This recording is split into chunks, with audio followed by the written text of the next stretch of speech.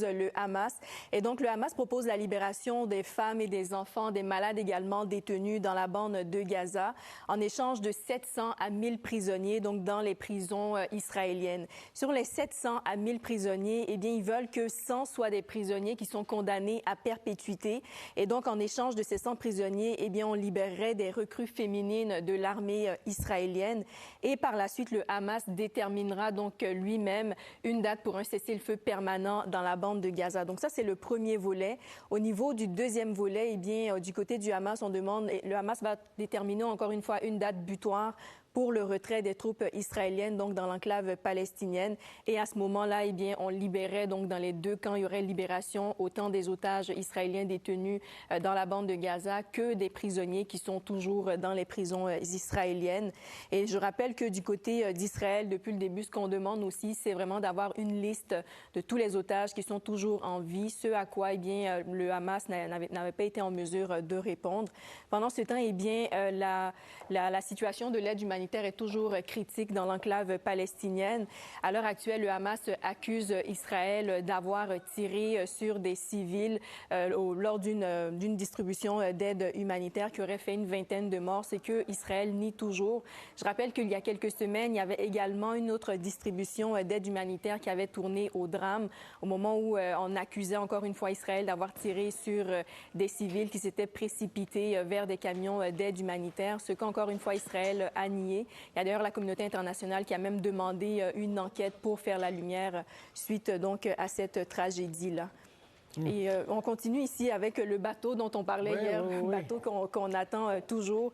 Et donc, selon les dernières informations qu'on a du site Weiser Finder, eh bien, ce bateau serait à 30 km de la bande de Gaza. On parle d'un bateau donc qui a quitté Chypre mardi avec environ 200 tonnes de nourriture donc pour les Gazaouis. On parle de plus de 2,2 millions de Gazaouis dans l'enclave palestinienne. Et il y a un autre bateau qui s'apprête donc appareillé également avec une plus grande cargaison pour pouvoir répondre aux besoins des Gazaouis dans l'enclave palestinienne. Très bien. Merci, Danielle. Avec plaisir.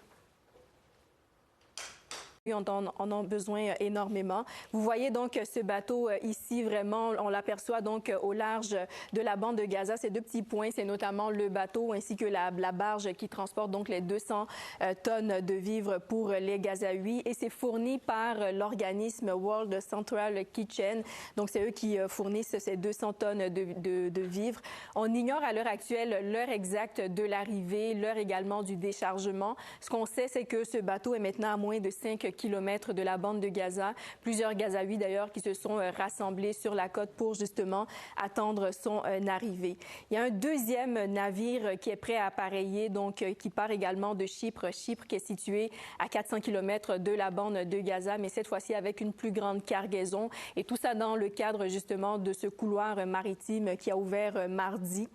Et en plus de ça, il y a d'autres alternatives, bien évidemment, dans la bande de Gaza. On le voit ici, notamment le parachutage de l'aide humanitaire, parce que c'est de plus en plus difficile de procéder par les voies terrestres. Vous voyez au niveau de la deuxième image, c'était notamment hier lorsqu'un camion entrait donc dans la bande de Gaza du côté de Rafah. On voyait des gens également aller vers les sacs, récupérer des sacs de farine et tout. Donc maintenant, on a non seulement la voie maritime, mais on a également la voie des airs, la voie terrestre aussi. Et comme je disais, par la voie terrestre, c'est de plus en plus difficile. D'ailleurs, ces images que vous voyez ici, c'était donc hier dans la bande de... Je vais revenir, ça ne sera pas très long.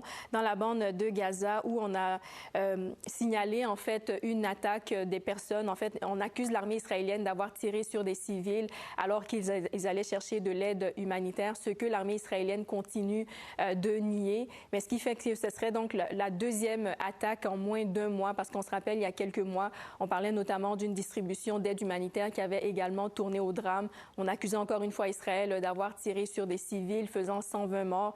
Mais Israël a dit que c'était pas le cas. En fait, la version qui a été donnée, c'est que, en fait, ils ont plutôt ouvert le feu sur des civils qui s'approchaient des soldats, qui les mettaient en danger. Donc, c'était la raison pour laquelle. Donc, vous voyez, à l'heure actuelle, assez difficile, Marc-André, pour la livraison de l'aide humanitaire. Bon, qu'est-ce qu'il y a eu comme proposition? Il y a encore eu des propositions pour de cesser le feu et ça a été rejeté par Israël. Oui, on voit que ça n'avance pas beaucoup dans ce dossier-là. Donc, je vous montre en détail ici la proposition du Hamas, proposition qui a été qualifiée d'ailleurs de surréaliste de la part d'Israël.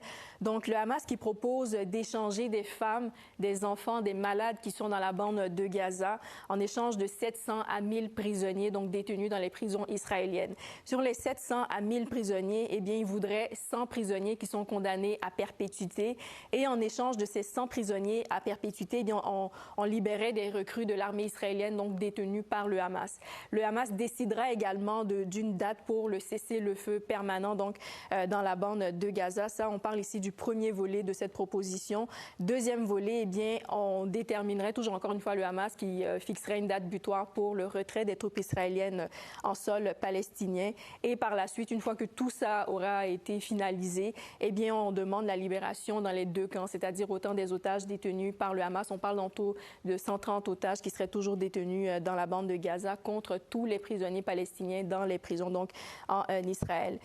Israël qui a toujours demandé, jusqu'à l'heure actuelle, il n'y a pas de retour par rapport à cela, qui voulait avoir la confirmation que ces otages sont toujours en vie. Donc, on a demandé au Hamas de fournir une liste des otages qui sont toujours en vie, chose que le Hamas a dit ne peut être en mesure de fournir. Donc, à l'heure actuelle, c'est assez... On peut même dire que c'est bloqué à ce niveau-là, au niveau des négociations. Mais on bien avoir la libération des otages vivants contre tous ceux qui sont en prison. On comprend que, oui, ça va être difficile. Surtout qu'il semble avoir, Netanyahou, il l'a dit, on le voit dans les sondages, l'appui de sa population. Voilà. Alors, écoutez, ça n'avance pas très rapidement. Tout à fait. Merci. Avec plaisir.